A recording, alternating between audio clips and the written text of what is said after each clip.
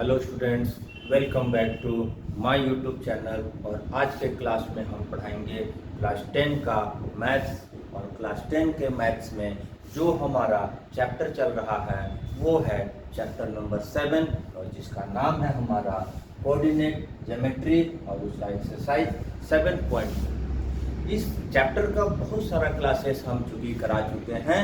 उसमें 7.1 fully complete हो चुका है, जो मेरे पिछले क्लासेस में मिल जाएगा। और आज हम 7.2 का क्वेश्चन नंबर 6 के बाद हम सॉल्व करेंगे, क्योंकि इसमें भी हम सारा फॉर्मूला पहले ही बता चुके हैं, तो इसलिए फॉर्मूला का कोई ज़रूरत नहीं है। इसमें एक सेक्शन फार्मूला और एक मिड पॉइंट फार्मूला और एक सेंट्रॉइड का फार्मूला, ये 3 फार्मूला का यूज करके ये एक्सरसाइज को बनाने का है।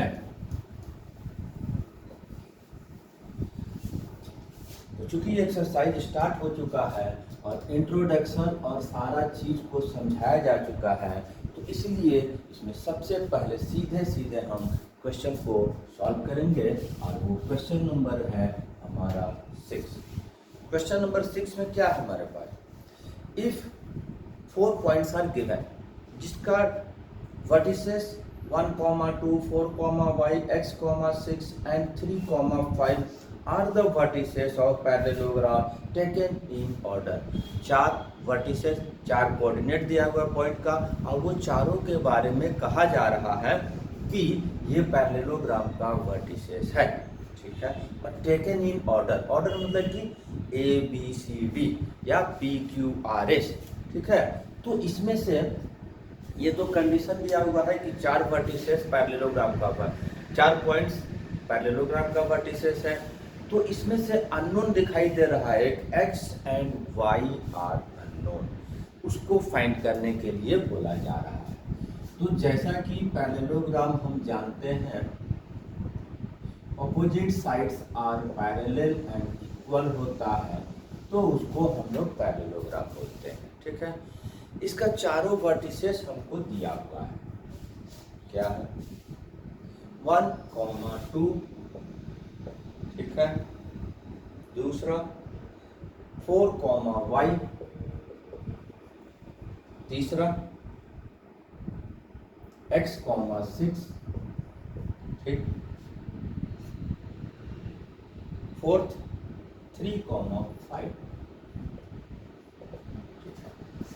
अब जब हम इसको पता करने का कोशिश करेंगे x एंड y का, तो जरूर से जरूर हम कहीं ना कहीं पैरेललोग्राम की प्रॉपर्टीज इस्तेमाल करेंगे, ठीक है। तो पैरेललोग्राम की जितनी भी प्रॉपर्टीज होता है उसको हम लोग के मेमोरी में होना चाहिए, और उसके बाद हम उसको सॉल्व करेंगे। तो हमें पता है कि अपोजिट साइड्स आर इक्वल होता है, एक प्रॉपर्टीज हम इसको लगाया जा सकता था, लेकिन इससे बनाने में डिफिकल्टी ज़्यादा आएगा, ये मैं जानता हूँ। स्टूडेंट्स ट्राई करेगा, नहीं बनेगा, दूसरी प्रॉपर्टीज का इस्तेमाल करेगा। तो इसमें एक जो दूसरा प्रॉपर्टीज लगेगा जिससे इजी वे में बनेगा, वो ये है कि diagonals of parallelogram bisect each other, right. किसी भी पैरेललोग्राम की एक प्रॉपर्टीज है कि diagonals of parallelogram bisect each other. तो इस प्रॉपर्टीज का इस्तेमाल करेंगे तो बहुत ही आसानी से बन जाएगा। Since diagonal of parallelogram bisect each other, ठीक। Therefore,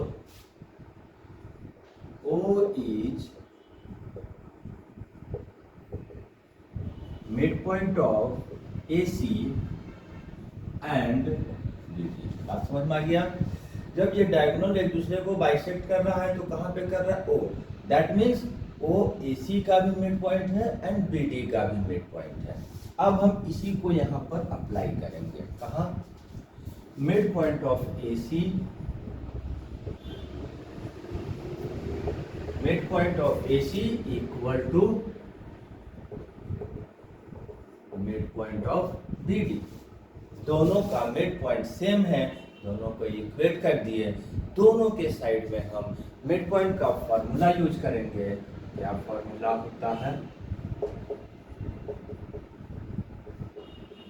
यही मैंने बताया, x1 plus x2/2 y1 plus y2/2। इधर भी हम dd के लिए मिड पॉइंट फॉर्मूला लगाएंगे, राइट। अब इसके बाद वैल्यू पुट करेंगे, क्योंकि जब हम AC के लिए लगा रहे हैं तो x1 y1 x2 y2, ठीक है। तो 1 plus x, right, 2 plus 6,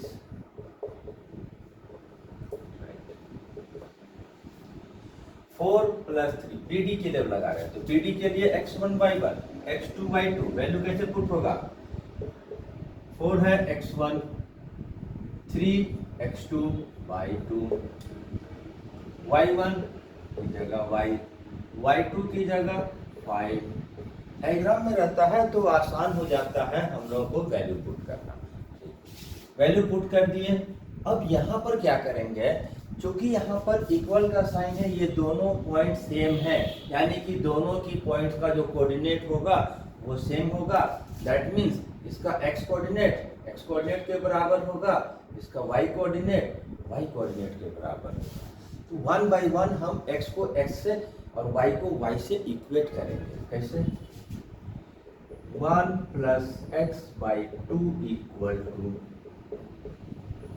4 plus 3/2।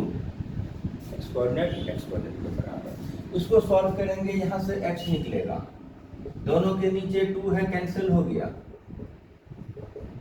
4 plus 3 7, 7 minus 1 6। x की वैल्यू हमारा सॉल्व हो गया। y कोऑर्डिनेट को y कोऑर्डिनेट से इक्वेट करेंगे, ये भी सॉल्व हो जाएगा। दैट मीन्स y प्लस 5/2 और 2 प्लस 6/2 इक्वेट करना है। हम इसको पहले लिखें चाहे इसको पहले लिखें, कोई फर्क नहीं पड़ता है, लेकिन जब हम अननोन क्वांटिटी जिसमें है उसको लेफ्ट में रखेंगे तो थोड़ा आसानी से बनेगा। तो इसलिए मैंने y प्लस 5/2 को लेफ्ट रखा है और 2 प्लस 6/2 को राइट भेज दिए हैं। अब जब सॉल्व करेंगे तो हमारा 2 कैंसिल होगा, y प्लस 5 बच गया और 6 प्लस 2 इक्वल टू 8। y कितना आ गया? 3। x की वैल्यू 6, y की वैल्यू 3। इसको एक बार हम आंसर को वेरीफाई कर लेते हैं, राइट है रॉन्ग है। कितना नंबर है? 6 6 6 6 6 6। x equal to 6 and 3 right है, ठीक है। तो इस तरह से क्वेश्चन नंबर हमारा 6 सॉल्व हो गया। हम कई बार बताए हैं, बार बार बताए हैं, ज्योमेट्री का जो प्रॉब्लम है, ज्योमेट्रिकल जो प्रॉपर्टीज है वो हमको याद होगा तो हम जो भी फॉर्मूला हमारे पास गिवन है उस रिलेशन को प्रूफ कर सकते हैं, उससे वैल्यू निकाल सकते हैं, उसको सॉल्व कर सकते हैं, ठीक है। अब जब हम इसके बाद नेक्स्ट क्वेश्चन एक और है जो है question number 7।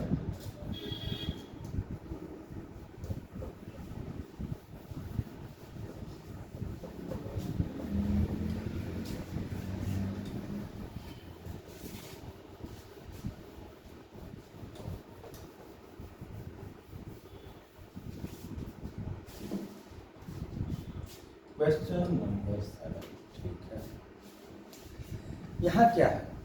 Find the coordinate of a point A where A B is diameter of the circle and whose centre is 2, -3, B is 1 4। यहाँ पर एक ए नाम का पॉइंट्स है, क्या कंडीशन है वही बताएंगे। ए नाम का एक पॉइंट्स है जो ए बी का भाग है, ए बी का एक छोर है, एक एंड है, और ए बी क्या है? डायमीटर है। सेंटर का भी कोऑर्डिनेट दे दिया है, बी का भी कोऑर्डिनेट दे दिया है, ए का कोऑर्डिनेट फाइंड करना है। तो हमको ए बी के बारे में बोला गया है कि वो डायमीटर है, तो ए बी को हम एक पहले सर्कल बना देते हैं। हमने क्या बोला है? प्रॉपर्टीज, ज्योमेट्री का जो प्रॉपर्टीज है फिगर का, उसका हमको याद होना चाहिए। तो ए बी डायमीटर दे दिया, ठीक है। सेंटर, हर सर्कल का एक सेंटर होता है जिसका नाम यहाँ पर हमारा ओ है, दिया हुआ है। अब इसमें बी और ओ, सेंटर ओ का कोऑर्डिनेट दिया है, क्या दिया है सेंटर ओ का 2,3, ठीक है। बी का कोऑर्डिनेट क्या दिया हुआ है 1, 4। इसका कोऑर्डिनेट को हम x1 y1 xy भी ले सकते हैं, ऐसा कोई दिक्कत नहीं है, हम x1 y1 ले लीजिए, ठीक है। ए का कोऑर्डिनेट को पता करना है। अब सर्कल में जब डायमीटर है और डायमीटर का दोनों एंड हमको पता है, मतलब ए बी है इंडिकेट किया गया है, सेंटर ओ का कोऑर्डिनेट पता है, वन एंड ए का निकालने के लिए हम डायमीटर और सेंटर का जो प्रॉपर्टीज है वो इस्तेमाल करेंगे। क्या होता है, since A B is diameter, ठीक है, O is centre of circle, right है, O is centre of circle, ठीक है, राइट। तो क्या हुआ, ए बी डायमीटर है, ओ सेंटर है, तो ओ क्या होगा ए बी का मिड पॉइंट होगा, क्योंकि ओ डायमीटर का मिड पॉइंट हो जाता है। तो therefore O is mid point of A B, ठीक है। अब इसके बाद मिड पॉइंट का फॉर्मूला जो हमारे पास है हम उसको इस्तेमाल करेंगे और सॉल्व करेंगे। क्या, अब O is the mid point of A B, therefore क्या हो जाएगा, coordinate of O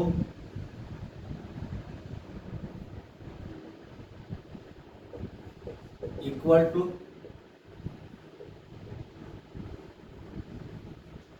O mid point है, तो जो O का कोऑर्डिनेट होगा वो mid point of A B का कोऑर्डिनेट के बराबर होगा, सेम होगा। Coordinate of O and coordinate mid point of the A B same हो जाएगा, क्योंकि वही तो मिड पॉइंट है उसका। अब इसकी वैल्यू हमारे पास दे दिया, इसका तो हम फॉर्मूला लगा देंगे मिड पॉइंट का, x1 x2 by y1 y2 by 2, और b का जो कोऑर्डिनेट हमारे पास है उसकी वैल्यू हम इसमें पुट कर देंगे,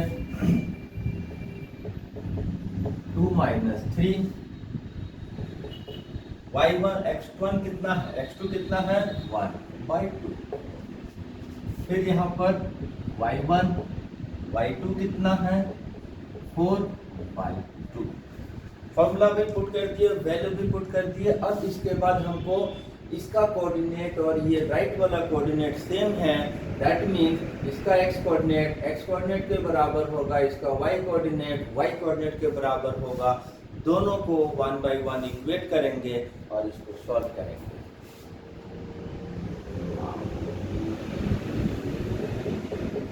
x1 by x2 equal to, क्यों, x कोऑर्डिनेट बराबर। अब इसको सॉल्व करना है, जिसमें कंटेंट अनसॉल्व है उसको हम लेफ्ट रख दिए और बाकी को हम दूसरे वाले को राइट कर दिए। सॉल्व करने का तरीका वही, 2 × 2 गया तो मल्टीप्लाई हो गया, ये 4 हो गया और 1 गया तो माइनस हो गया, x1 की वैल्यू 3 आ गया, x कोऑर्डिनेट इसका a का। ऑल्सो y कोऑर्डिनेट के बराबर होगा,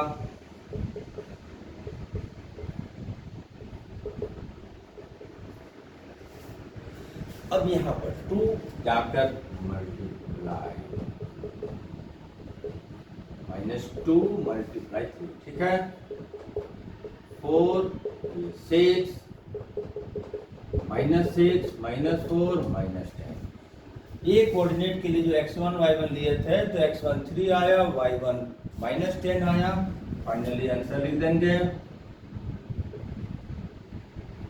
coordinate of a equal to 3, -10, right है। इस तरह से हमारा क्वेश्चन नंबर 7 भी सॉल्व हो गया।